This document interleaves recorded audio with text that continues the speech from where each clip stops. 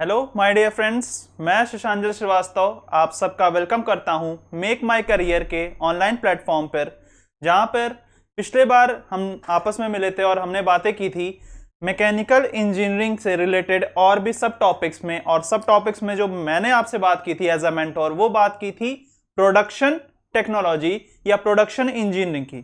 तो production engineering में मैंने आपसे बात की थी कि प्रोडक्शन इंजीनियरिंग को कितने पार्ट्स में बांटा गया है। अगर एक क्विक रिकैप लेते हैं पिछले एपिसोड का, पिछले क्लास का, तो उसमें क्या हुआ था कि हमने देखा था कि बहुत सिंपल से हमने प्रोडक्शन इंजीनियरिंग को कई पार्ट में तोड़ा था। प्रोडक्शन इंजीनियरिंग का मतलब समझा था कि प्रोडक्शन इंजीनियरिंग क्या होती है। एक तरीके से किसी भी आइटम या फिर किसी भी प्रोडक्ट को बनाने का तरीका, अगर उसमें हम लोग इंजीनियरिंग वर्ड ऐड कर देते हैं तो वो प्रोडक्शन इंजीनियरिंग कहलाती है। तो अब बात करते हैं कि प्रोडक्शन इंजीनियरिंग में और भी क्या चीजें थी, कैसे हम किसी प्रोडक्ट को बनाते हैं। तो प्रोडक्ट को बनाने के कितने तरीके देखे थे? 3। पहला था हमारे पास फ्यूजिबिलिटी, दूसरा हमारे पास एक डिविजिबिलिटी की क्राइटेरिया थी, और हमारे पास एक और क्राइटेरिया थी जिसे हम लोगों ने कहा था फॉर्मेबिलिटी। तो टोटल 3 क्राइटेरिया था जिसके अंदर हम किसी भी प्रोडक्ट को बना सकते थे। तो अब बात करते हैं कि हमने स्टार्ट किया था जो एक सेशन छोटा सा, दैट वाज फ्यूजिबिलिटी। अगर मैं यहां पे बता दूं तो हमने स्टार्ट किया था मैकेनिकल इंजीनियरिंग में प्रोडक्शन का पार्ट, और प्रोडक्शन अपने आप में ही एक बहुत ही बड़ा पार्ट है, बहुत ही लेंदी पार्ट है। लेकिन सबसे ज्यादा इस पार्ट को पढ़ने में अच्छी बात क्या है, पॉजिटिव अगर टर्म्स में देखें, कि कम मेहनत से ज्यादा आउटपुट देने वाला ये सब्जेक्ट है। मैकेनिकल इंजीनियरिंग में मिनिमम एफर्ट डाल के अगर आप मैक्सिमम आउटपुट लेना चाहते हैं तो वो आपको देगा प्रोडक्शन इंजीनियरिंग। तो प्रोडक्शन इंजीनियरिंग में हमने देखा था 3 पार्ट बेसिकली। अगर मैं 3 पार्ट की बात करूं तो पहला पार्ट हमने देखा था किस तरीके से किसी भी प्रोडक्ट को बनाते हैं, तो दैट वाज फ्यूजिबिलिटी। एक तरीका यह था कि इस फ्यूजिबिलिटी की सहायता से किसी प्रोडक्ट को बनाया जाता है। दूसरा हमने देखा फॉर्मेबिलिटी, मतलब फॉर्मेबिलिटी भी एक प्रकार का प्रोसेस है जिसकी हेल्प से हम किसी भी प्रोडक्ट को बनाते हैं। तीसरा हमारे पास जो आया था, तीसरा हमारे पास प्रोसीजर या प्रोसेस या ऑपरेशन जो आया था वो था डिविजिबिलिटी का। इसके अंदर किस तरीके के ऑपरेशंस हम लोग रखते हैं, किस तरीके के प्रोसेस रखते हैं, ये सारा हमने डिटेल में फर्स्ट वीडियो में बात की थी। और वहां पर स्टार्ट किया था कि फॉर्मेबिलिटी क्या होती है, डिविजिबिलिटी क्या होती है, फ्यूजिबिलिटी क्या होती है। आज की क्लास में हमने ये डिसाइड किया है कि फ्यूजिबिलिटी को और डिटेल में आगे पढ़ेंगे। क्यों? फ्यूजिबिलिटी में हमने 2 पार्ट और पढ़ा था। अगर मैं फ्यूजिबिलिटी को, जो पहला पार्ट था फ्यूजिबिलिटी, उसको और सब डिवाइड करूं तो हमने यहां पे देखा था कि 2 पार्ट में उसे और डिवाइड किया जा सकता है। जैसे फॉर एग्जांपल जो पहला पार्ट था दैट वाज वेल्डिंग, यानी वेल्डिंग एक प्रोसेस है जिससे हम किसी भी प्रोडक्ट को बना सकते हैं। और दूसरा पार्ट था कास्टिंग, यानी casting is also a type of process. Casting भी एक प्रोसेस है जो कि मैन्युफैक्चरिंग इंजीनियरिंग के अंदर आता है, और इसका यूज क्या करते हैं हम, बहुत अलग अलग टाइप के कंपोनेंट्स को बनाने में करते हैं। तो अब बात करते हैं कि हमने स्टार्ट किया था वेल्डिंग प्रोसेस। वेल्डिंग प्रोसेस की डेफिनेशन क्या होती है, वेल्डिंग प्रोसेस किसे कहते हैं, एडवांटेजेस, डिसएडवांटेजेस, इन सभी को लेते हुए हम यहां पे गए थे कि वेल्डिंग के कितने टाइप होते हैं, कितने तरीके से वेल्डिंग किया जा सकता है। अकॉर्डिंग टू पोजीशन भी हमने वेल्डिंग के बारे में देखा था कि अकॉर्डिंग टू पोजीशन कितने तरीके से वेल्डिंग को तोड़ा जाता है। तो अगर मैं बात करूं कि वेल्डिंग प्रोसेस के बारे में, तो वेल्डिंग प्रोसेस एक फैमिली है, बहुत बड़ी फैमिली है। और हमें क्या करना है, वेल्डिंग प्रोसेस के अंदर जितने भी फैमिली मेंबर्स हैं सबसे मिलना है। अगर हम फैमिली मेंबर से, हर एक फैमिली मेंबर से एक एक करके हाय हेलो करते हुए आगे बढ़ते गए, तो हर एक फैमिली मेंबर हमारे लिए क्या करेगा, जैसे हम एक फैमिली मेंबर से मिलते हैं तो बदले में वो फैमिली मेंबर हमें क्या करेगा, वेल्डिंग का फैमिली मेंबर हमें कंपटीशन या किसी भी एग्जाम में पूछे वाले जाने क्वेश्चंस का आंसर बताकर जाएगा। बहुत सिंपल सी बात है कि हमें क्या करना है, वेल्डिंग की फैमिली से मिलना है। वेल्डिंग की फैमिली से मिलने के बाद हमें उनसे क्वेश्चन आंसर करना है। क्वेश्चन आंसर करने के बाद हमारे सारे क्वेश्चन का आंसर हर एक फैमिली मेंबर करता हुआ जाएगा, और सारे के सारे फैमिली मेंबर्स के आंसर्स को हम यहां पे अपने दिमाग में रखेंगे। और जब हमसे वही क्वेश्चंस किसी भी पेपर में, हो सकता है वो जेई हो, एई हो, गेट हो, ईएस हो, कोई भी क्वेश्चन जब हमसे पूछा जाएगा तो हम उसका आंसर, जो फैमिली मेंबर हमें आंसर दिया रहेगा उसे हम बता देंगे। तो अब टाइम आ गया है कि आप क्या करिए कि वेल्डिंग के फैमिली मेंबर से मिलते हैं। तो वेल्डिंग की फैमिली मेंबर की बात की जाए तो वेल्डिंग के सबसे बड़े 3 बेटे हैं।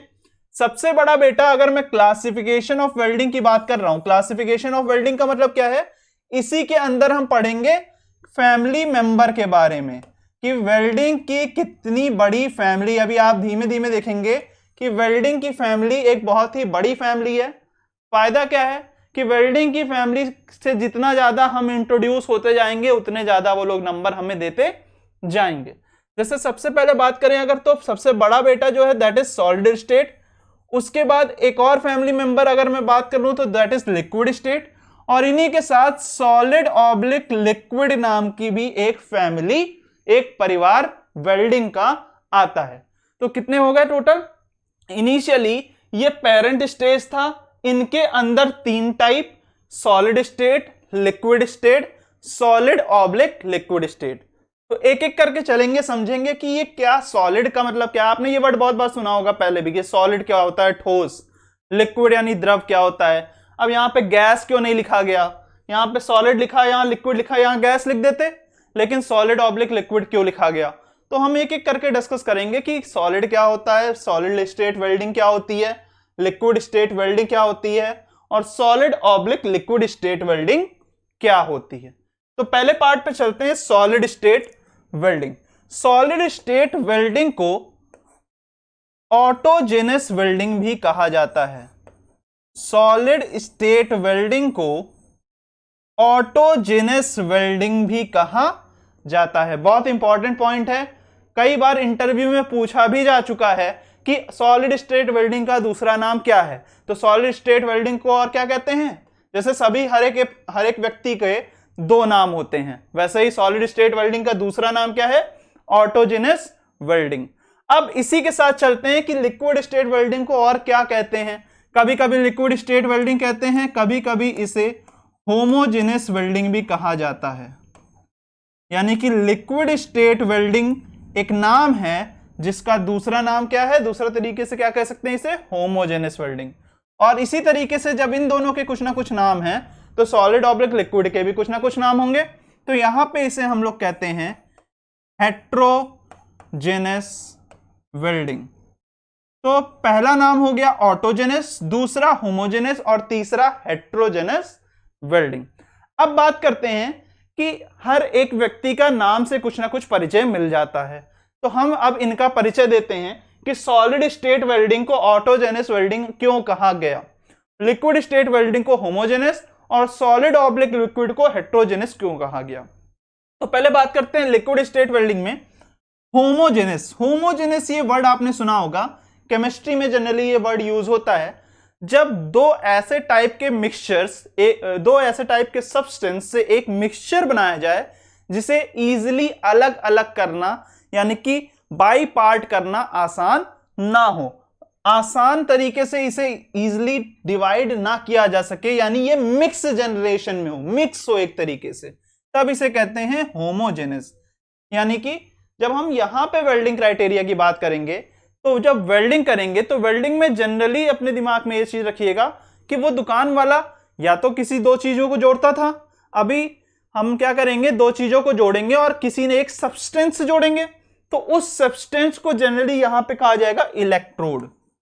उस सब्सटेंस को क्या कहा जाएगा, इलेक्ट्रोड। और ये बहुत इंपॉर्टेंट टर्म है। और हमारे पास दूसरी टर्म क्या हो गई, वर्कपीस। 2 चीज हो गई, एक हो गया इलेक्ट्रोड और एक क्या हो गया, वर्कपीस। वर्कपीस क्या हो गया, जिस मटेरियल को हमें जोड़ना है। इलेक्ट्रोड क्या हो गया, जिस मटेरियल की हेल्प से हमें जोड़ना है। तो ये हो गया हमारे पास बेसिक पेरेंट मेटल इसे कहते हैं। वर्कपीस को और क्या कहते हैं, बेसिक पेरेंट मटेरियल, इसे बेसिक पेरेंट मटेरियल भी कहा जाता है। और इलेक्ट्रोड वो चीज है जिससे हम किसी भी वर्कपीस को जोड़ते हैं। तो होमोजेनस का मतलब क्या है कि 2 चीजों का मिक्सचर। मिक्सचर में कौन कौन सी चीजें आएंगी, एक आएगा हमारे पास वर्कपीस और दूसरा आएगा हमारे पास इलेक्ट्रोड। इन दोनों का क्या बना देंगे, मिक्सचर। और मिक्सचर जो बनेगा वो कैसा मिक्सचर होगा, होमोजेनियस, यानी कि हमें पता ही नहीं चलेगा वेल्डिंग होने के बाद कि कौन सा सब्सटेंस इलेक्ट्रोड था और कौन सा सब्सटेंस वर्कपीस था। क्लियर हुआ? यानी कि वेल्डिंग होने के बाद हमें यह पता नहीं चलेगा कि किस सब्सटेंस का वर्कपीस हमने लिया था और किस सब्सटेंस का हमने इलेक्ट्रोड लिया था। दोनों का मिक्सचर आपस में मिक्स होके एक सिंगल कंपाउंड बनाएगा, इसीलिए इसे होमोजेनियस वेल्डिंग भी कहा जाता है। क्लियर? अब बात करते हैं हेट्रोजेनियस वेल्डिंग की।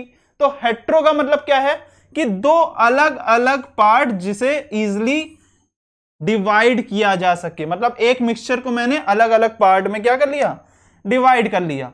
यानी कि मान लेते हैं ये हमारे पास वर्कपीस है और दूसरा क्या हो गया, इलेक्ट्रोड। ठीक है, तो वर्कपीस हो गया और इलेक्ट्रोड हो गया। तो वर्कपीस इलेक्ट्रोड दोनों अलग अलग चीजों के बने होंगे। जैसे फॉर एग्जांपल अगर मैं बात कर लूं तो वर्कपीस किसी एक मेटल का बना होगा, फॉर एग्जांपल ले लेते हैं एल्युमिनियम, और इलेक्ट्रोड किसी अन्य मेटल का यानी किसी अदर मेटल का बना होगा। जैसे फॉर एग्जांपल मान लेते हैं कॉपर, या फॉर एग्जांपल यहां पे मान लेते हैं हम लोग जिंक। तो यहां पे एल्युमिनियम, यहां पे जिंक, दोनों का मिक्सचर एकदम अलग और मिक्सचर एकदम अलग, इस वजह से इसे क्या कहते हैं, हेट्रोजीनियस वेल्डिंग भी कहा जाता है। अब बात करते हैं तीसरे वाले की, ऑटोजीनियस का मतलब क्या है। हेट्रो और होमो जब दोनों ही पॉसिबिलिटी हो जाए तब इसे कहते हैं ऑटोजीनियस वेल्डिंग। यानी कि या तो हेट्रोजीनियस भी हो सकता है या होमोजेनियस भी हो सकता है। यानी कि कहीं कहीं पर ऐसा हो सकता है कि इलेक्ट्रोड और कहीं कहीं पे ऐसा वर्कपीस का मिक्सचर सेम हो, कहीं कहीं पे अगर इलेक्ट्रोड और वर्कपीस का मिक्सचर अलग अलग हो, तब इसे कहते हैं ऑटोजेनियस वेल्डिंग। अब बात करते हैं, ये तो इसके दूसरे वाले सारे नाम से हमने जान लिया कि इसे ऑटोजेनियस कहते हैं, इसे होमोजेनियस क्यों कहते हैं, इसे हेट्रोजेनियस क्यों कहते हैं। अब इसके पहले वाले नाम से भी जानते हैं। अब जानना ज्यादा आसान होगा, ज्यादा कंफर्टेबल होगा। जैसे सॉलिड स्टेट वेल्डिंग क्यों कहा जाता है, लिक्विड क्यों कहा जाता है और सॉलिड स्टेट लिक्विड स्टेट क्यों कहा जाता है। ठीक है, तो बात करते हैं कि सॉलिड स्टेट वेल्डिंग क्यों कहा जाता है। सॉलिड स्टेट वेल्डिंग का मतलब होता है कि ये जो वेल्डिंग हो रही है, वेल्डिंग की स्टेट, स्टेट का मतलब क्या हो गया, अवस्था। वेल्डिंग की जो स्टेट है, अवस्था है, वो सॉलिड रहेगी, वो सॉलिड रहेगी, यानी कि ठोस रहेगी। किसी भी परिस्थिति में, किसी भी टेम्परेचर पर, किसी भी प्रेशर पर जो हमारे पास वर्कपीस है उसकी अवस्था लिक्विड या गैस में परिवर्तित नहीं होगी। क्लियर? यानी कि हम क्या करेंगे, वेल्डिंग करेंगे, किसकी वेल्डिंग करेंगे, किसी ना किसी वर्कपीस की वेल्डिंग करेंगे। और वर्कपीस की वेल्डिंग जब हम करेंगे तो उसकी अवस्था क्या होगी, उसकी स्टेट क्या होगी, वो सॉलिड रहेगी। क्लियर? एक चेन बन गई कि वेल्डिंग करना है, वर्कपीस की करना है, अवस्था वर्कपीस की क्या होगी, हमेशा सॉलिड होगी। जब कभी भी ऐसी वेल्डिंग की जाए कि वर्कपीस सॉलिड ही रहे, वो लिक्विड में या फिर गैस में कन्वर्ट ना हो, तो फिर कभी तो उसे सॉलिड स्टेट वेल्डिंग कहते हैं। अब बात करते हैं इसी तरीके से दूसरे पे कि लिक्विड स्टेट वेल्डिंग क्या होती है। तो लिक्विड स्टेट का मतलब क्या हो गया, हमें क्या करनी है, वेल्डिंग किस चीज की करनी है, वर्कपीस की। वर्कपीस की अवस्था यानी स्टेट क्या होगी, ऊपर लिखा हुआ है, यानी कि लिक्विड होगी। यानी कि हम जब वर्कपीस को उसके लिक्विड अवस्था में यानी कि तरल अवस्था में पहुंचा दें, तब जब वेल्डिंग की जाए, तब जब दो चीजों को जोड़ा जाए, तब वो कौन सी वेल्डिंग कहलाएगी, लिक्विड स्टेट वेल्डिंग कहलाएगी। लिक्विड में हम कब चीजों को बदलेंगे, जैसे कोई भी चीज सॉलिड है, जब उसको हीट देंगे, हीट एक इंपॉर्टेंट वर्ड था जो कि हमने कहां पढ़ा था, वेल्डिंग की डेफिनेशन में। विदाउट हीट वेल्डिंग करना इम्पॉसिबल है, हीट देना ही देना पड़ेगा। जब हम किसी भी सब्सटेंस को हीट देंगे तो उसके अंदर एनर्जी बढ़ेगी, एनर्जी बढ़ेगी तो टेम्परेचर भी बढ़ेगा, और टेम्परेचर बढ़ेगा तो सॉलिड से वो मेटल किस में कन्वर्ट होने लगेगा, लिक्विड में कन्वर्ट होने लगेगा। और जब लिक्विड में कन्वर्ट हो जाए कोई भी मटेरियल, कोई भी मेटल, तब उसे कहते हैं सॉलिड स्टेट वेल्डिंग की जगह लिक्विड स्टेट वेल्डिंग। क्लियर हो गया होगा मेरे ख्याल से कि लिक्विड स्टेट वेल्डिंग क्यों कहा जाता है, क्योंकि मटेरियल कहां पहुंच गया है, लिक्विड स्टेट में। और लिक्विड स्टेट वेल्डिंग का मतलब क्या है कि मटेरियल लिक्विड स्टेट में, और लिक्विड स्टेट में कब पहुंचेगा। एक वर्ड आपने और पढ़ा था कि जो हमारे पास वेल्ड एबिलिटी है, वेल्ड एबिलिटी है, वो डायरेक्टली प्रोपोर्शनल था रेजिस्टिविटी के। क्लियर। लेकिन इनवर्सली प्रोपोर्शनल किसके था, टेम्परेचर के। यानी कि टेम्परेचर एक बहुत इंपॉर्टेंट फैक्टर है।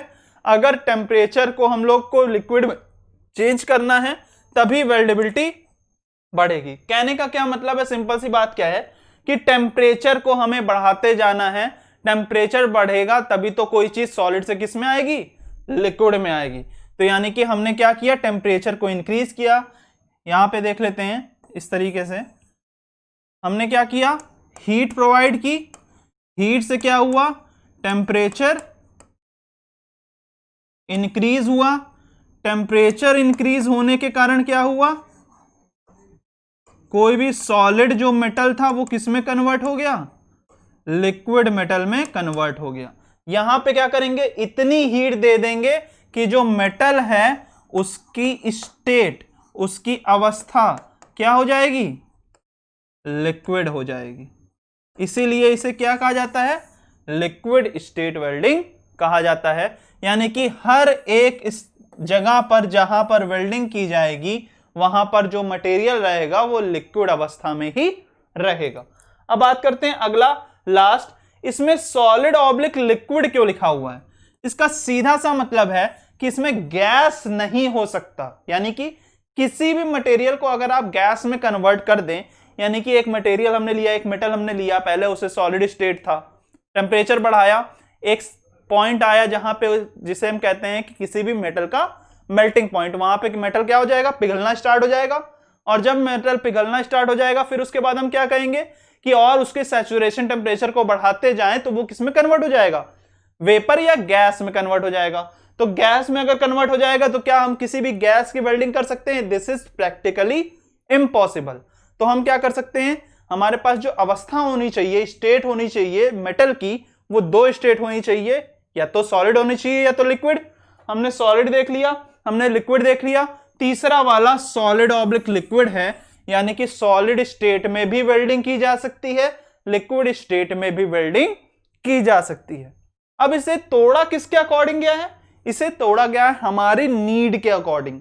जैसी वेल्डिंग करनी होगी, जैसा मटेरियल हमारे पास होगा, जैसे इक्विपमेंट्स हमारे पास होंगे, उसके अकॉर्डिंग इस परिवार को अलग अलग नाम से जाना जाता है। बहुत सिंपल सी बात है कि अगर हमारे पास कोई एक मटेरियल है, इस मटेरियल की वेल्डिंग अगर सॉलिड ऑब्लिक लिक्विड स्टेट में ही संभव है तो हम लिक्विड स्टेट में नहीं रख सकते। तो बहुत सिंपल सी बात है कि कैसे हमने तोड़ा, यानी अकॉर्डिंग टू द वर्कपीस। इसी तरीके से अगर हमारे पास कोई इक्विपमेंट है जिसकी सहायता से हम वेल्डिंग करेंगे, लेकिन उस इक्विपमेंट का यूज खाली लिक्विड स्टेट में हो सकता है, तो फिर हम क्या करेंगे, अकॉर्डिंग टू द इक्विपमेंट जो हमारे पास हैं। इक्विपमेंट में बहुत सारे इक्विपमेंट आ सकते हैं, जैसे इलेक्ट्रोड आ सकता है, जैसे आपने सुना होगा वेल्डिंग टॉर्च आ सकता है, और भी सेफ्टी डिवाइसेस आ सकते हैं। तो बहुत सारे ऐसे डिवाइसेस हैं जो कि यूज होते हैं वेल्डिंग करते टाइम। अब बात करते हैं कि इन तीनों पार्ट के अलावा ये फैमिली जो लिखी हुई थी, ये फैमिली वर्ड, ये फैमिली तो तभी आएगा जब ये बहुत बड़ी फैमिली होगी। ठीक है, तो बहुत बड़ी फैमिली के लिए हमें आगे चलना पड़ेगा, और पूरी की पूरी वेल्डिंग फैमिली ये सामने रखी हुई है कि किस तरीके से एक वेल्डिंग को अलग अलग पार्ट में डिवाइड किया गया है।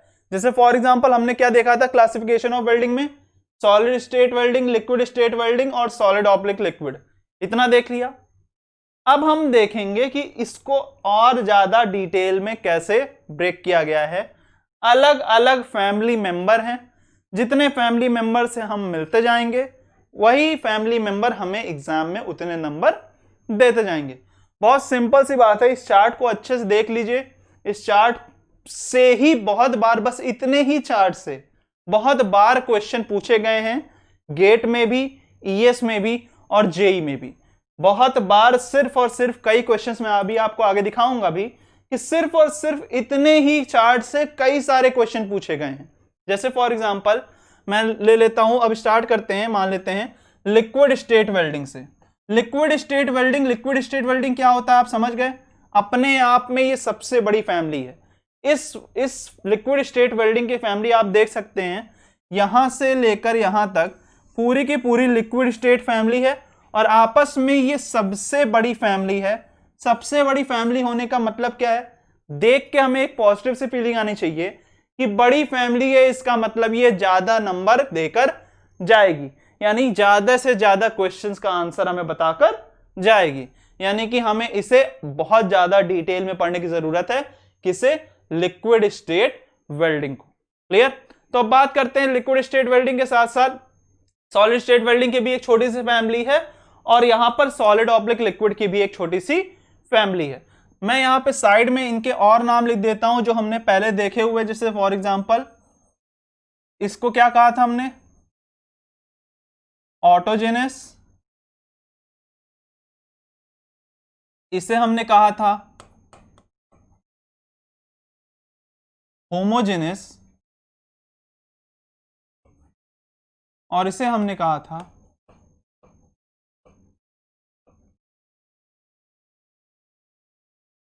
हेट्रोजेनस। क्लियर। तो ये तीन पार्ट थे। अब बात करते हैं एक एक पार्ट को डिटेल में डिस्कस करेंगे, एक एक पार्ट को डिटेल में समझेंगे कि कौन से पार्ट का क्या मतलब है, कहां पर कौन सी वेल्डिंग किस तरीके से एक्ट करती है, किसका क्या मतलब है। ठीक है। तो अब बात करते हैं लिक्विड स्टेट वेल्डिंग में। तो लिक्विड स्टेट वेल्डिंग के तीन पार्ट आते हैं, arc welding, chemical reaction welding और रेजिस्टेंस वेल्डिंग। तीन पार्ट हो गए। यहां पे सिर्फ अभी ओवरव्यू लेंगे कि इसका नाम ऐसा क्यों रखा गया, क्यों इसे ऐसा कहते हैं, सिर्फ और सिर्फ नाम से इसकी परिभाषा जानने की कोशिश करेंगे। बहुत डिटेल में एक एक पार्ट को पढ़ेंगे आने वाले लेक्चर्स में।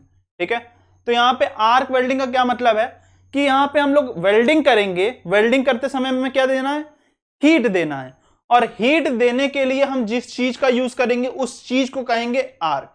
यानी आर्क की हेल्प से क्या प्रोवाइड करेंगे, हीट प्रोवाइड करेंगे। आगे आते हैं, केमिकल रिएक्शन वेल्डिंग का मतलब क्या है कि फिर से हमें सबसे इंपॉर्टेंट टर्म क्या है, हीट देना है। हीट देना है तभी तो ये लिक्विड स्टेट में जाएगा, मेल्ट होके कौन जाएगा, वर्कपीस जाएगा। कहां जाएगा, लिक्विड स्टेट में जाएगा। कैसे जाएगा, हीट देने पे जाएगा। हीट कौन देगा, केमिकल रिएक्शन देगा। क्लियर। तो एक चेन है। इसी तरीके से हमें लिक्विड में चेंज करना है किसी भी मटेरियल को, टेम्परेचर देके, टेम्परेचर कैसे बढ़ेगा, हीट से, और हीट कौन देगा, रेजिस्टेंस देगा। यानी कि इन शॉर्ट अगर हम आर्क का यूज कर लें या फिर अगर हम केमिकल का यूज करें या फिर हम रेजिस्टेंस का यूज करें, तो जैसा हम जिस चीज का हम यूज करेंगे मटेरियल को हीट देकर टेम्परेचर बढ़ाने में और मेल्टिंग पॉइंट के ऊपर ले जाकर उसे पिघलाने में, वैसी वेल्डिंग का नाम रखा गया है। सिंपल। तो इसके बाद आर्क वेल्डिंग के बहुत सारे और टाइप हैं, यानी कैसी कैसी आर्क हम प्रोवाइड कर सकते हैं। एसी डीसी करंट से हम आर्क प्रोवाइड कर सकते हैं। बहुत सारे और भी मटेरियल्स हैं जिनसे हम आर्क प्रोवाइड कर सकते हैं। केमिकल की सहायता से हम क्या कर सकते हैं, हीट प्रोवाइड कर सकते हैं।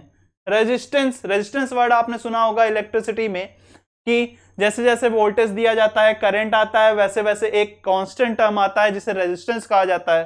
तो रेजिस्टेंस से हमें क्या करना है, कुल मिलाकर हीट प्रोवाइड करनी है। आपने सुना होगा, अगर एक समरी में बात कर ले, छोटे से एक ब्रीफ तरीके से बात की जाए, तो आपने सुना होगा कि अगर एक मान लेते हैं एक सिंपल तार में अगर करंट दौड़ रहा है तो तार गर्म हो जाता है, यानी कि तार में हीट आ जाती है। वो हीट किसके कारण आती है, रेजिस्टेंस से। तो यहां पे हम क्या करेंगे, उसी रेजिस्टेंस का यूज करेंगे और रेजिस्टेंस का यूज करके हम वर्कपीस को मेल्ट करने की कोशिश करेंगे। सिमिलरली अगर मैं बात कर लूं कि इन सब फैमिली से डिटेल में मिलने के पहले थोड़ा सा हम समरी इसकी भी देख लेते हैं कि सॉलिड स्टेट वेल्डिंग क्या होता है। तो सॉलिड में आपको कोल्ड, फ्रिक्शन, डिफ्यूजन, फोर्ज, ये चार टाइप की वेल्डिंग का नाम दिखाई दे रहा होगा।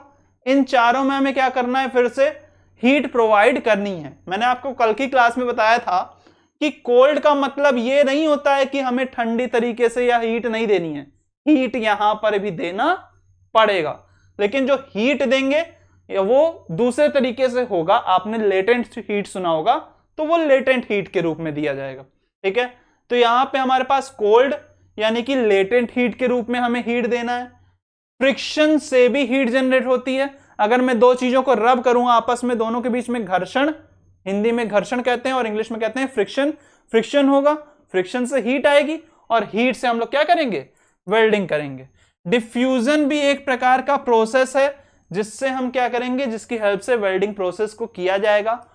फोर्ज, फोर्ज वर्ड आया है फोर्जिंग से, फोर्जिंग में भी एक प्रकार की वेल्डिंग माना जाता है। एक आपको शॉर्ट पॉइंट बता दूं, बहुत इंपॉर्टेंट पॉइंट है, जितनी भी मैन्युफैक्चरिंग प्रोसेस है, आप किसी भी फील्ड में चले जाओ, जो फोर्जिंग मैन्युफैक्चरिंग प्रोसेस का जो वर्ड है फोर्जिंग, ये सबसे पुराना है। यानी कि जो हम इंसानों ने, ह्यूमन बीइंग की जनरेशन में ने जो सबसे पहले फोर्जिंग जो ऑपरेशन स्टार्ट किया था किसी भी चीज के निर्माण के लिए, किसी भी चीज के प्रोडक्शन के लिए, तो दैट वाज फोर्जिंग। यानी ये सबसे पहले यूज किया जाने वाला मैन्युफैक्चरिंग प्रोसेस है। तो ये तो एडिशनल नॉलेज हो गई। बात करते हैं आगे कि फोर्ज क्या होता है। फोर्ज भी एक प्रकार का प्रोसेस है जिससे हम लोग वेल्डिंग करेंगे। लेकिन इन सारे ही ऑपरेशन में सॉलिड स्टेट में हम किसको रखेंगे, मटेरियल को, या पेरेंट मटेरियल या वर्कपीस को रखेंगे। इसके स्टेट को बदला नहीं जाएगा। क्लियर। अब हम बात करते हैं तीसरे तरफ। तीसरे तरफ का मतलब क्या है कि सॉलिड ऑब्लिक लिक्विड।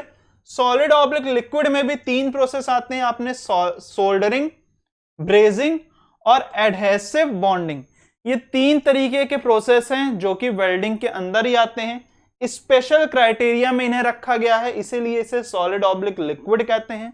और सिंपल सी बात है कि ये हेट्रोजेनस है। हेट्रोजेनस का मतलब हम समझ ही गए हैं कि क्या करना है कि दो वर्कपीस का मटेरियल अलग और हमारे पास इलेक्ट्रोड का मटेरियल अलग। तो ये सॉलिड ऑब्लिक लिक्विड वेल्डिंग है।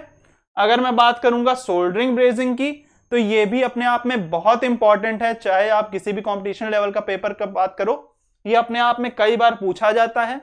एडहेसिव बॉन्डिंग भी एक स्पेशल टाइप की वेल्डिंग होती है जिसे हम सॉलिड ऑब्लिक लिक्विड में रखते हैं, क्योंकि इसमें भी क्या करते हैं कि वर्कपीस को किसी भी इलेक्ट्रोड के सहायता से या बिना इलेक्ट्रोड की सहायता से भी हम मेल्ट करके एक तरीके से जॉइंट बनाने की, परमानेंट जॉइंट बनाने की कोशिश करते हैं।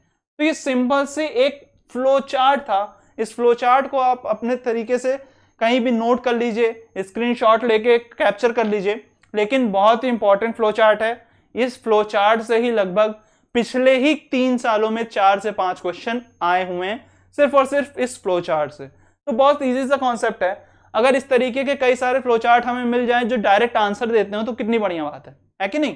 तो बहुत सिंपल सी बात है कि इस फ्लो चार्ट को अपने दिमाग में रखना है, और अगली वीडियो में हम इसी फ्लो चार्ट से प्रीवियस ईयर क्वेश्चन के कई सारे पॉइंट्स को उठाएंगे और देखेंगे इस फ्लो चार्ट की मदद से कैसे हम क्वेश्चंस को हिट कर पाते हैं और कैसे सॉल्व कर पाते हैं। तब तक के लिए इतनी चीजों को डील करते रहिए। Thank you, all the best.